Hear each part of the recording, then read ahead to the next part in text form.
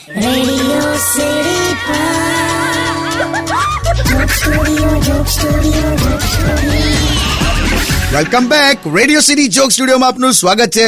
કિશોર કાકા, મને મજા આવી ગઈ યાર. હા, એ અમુક ચૂરણ એટલા સરસ આવે ને આખું પેટ ક્લિયર કરી નાખે. બે ચૂરણની ક્યાં કરો છો? ટોયલેટની મજા નહીં કેતો. મેં છે ને એક ફેસબુક પોસ્ટ કરેલી, તો લોકો કમેન્ટ્સ કરતા હતા.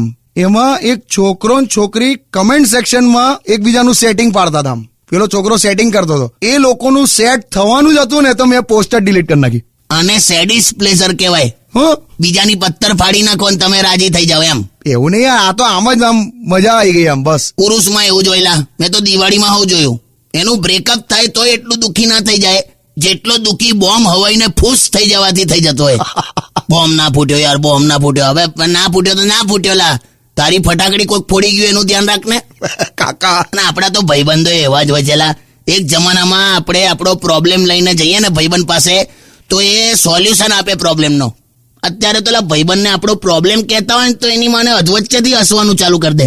એને જ ભાઈબંધ કહેવાય. સ્ટેડિયમ વિથ કિશોર કાકા only on radio city 91.1. Joke Studio. Only on Radio